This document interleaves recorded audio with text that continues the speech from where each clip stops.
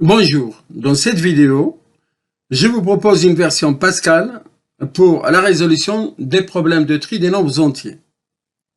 L'algorithme utilisé est un algorithme de comptage linéaire 100 fois plus rapide que les autres algorithmes de tri, Quicksort et autres. Pour comprendre son déroulement, je vous propose un exemple.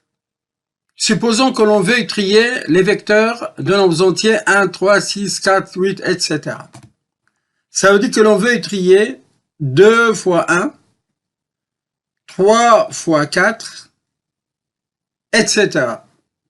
Ça veut dire que l'on veut trier 2 fois 1, ça veut dire 1, 1, 2 fois 3, 3, 3, 3 fois 4, 4, 4, 4, etc. Mais c'est déjà trié. Il suffisait juste de savoir combien de fois figure chaque nombre dans le vecteur à trier et la chose est réglée. Donc à cette fin, l'algorithme consiste à fabriquer un vecteur de compteur dans lequel on va compter le nombre d'apparitions de chaque nombre dans le vecteur à trier. Et après on dispatche là. J'ai les compteurs, je sais qu'il y a 2 fois 1, après je dispatche, je mets 1, 1, il n'y a pas de 2, je n'en mets pas, il y a 2, 3, je mets 3, 3, etc.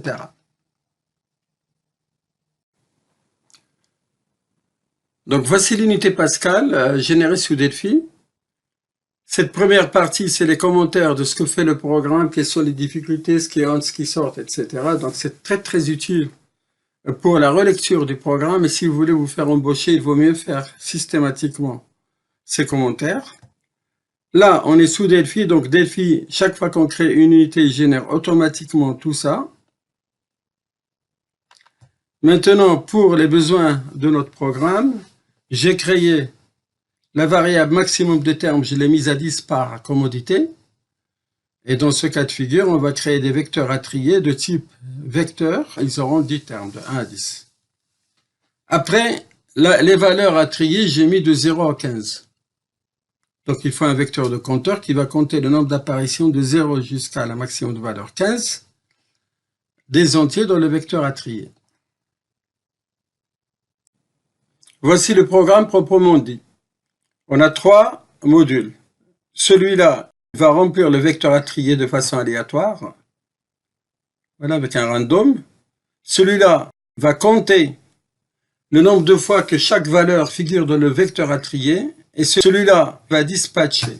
Je vais lancer l'exécution qui va lancer le premier module en premier, ça veut dire remplir le vecteur à trier. Exécuter.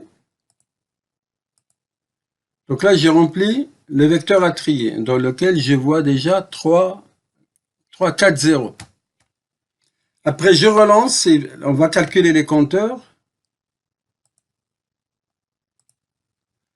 Donc, dans les compteurs, je vois très bien qu'il y a 4 0, 1 6, 1 8, 1 9, donc 4 0, 1, 2, 3, 4, 1 6, 1 8, 1 9, etc. Donc maintenant, il me suffit, je relance un traitement qui va dispatcher. Donc là, je rentre dans ce module-là qui dispatche les compteurs sur le vecteur trié, sur le résultat. Donc il y a 4 0, 1, 2, 3, 4, 1 6, 1 8, 1 9, 1 6, 1 8, 1 9, etc. Merci de liker si la vidéo vous a plu et de vous abonner sans oublier de cliquer sur la clochette pour recevoir les prochaines vidéos.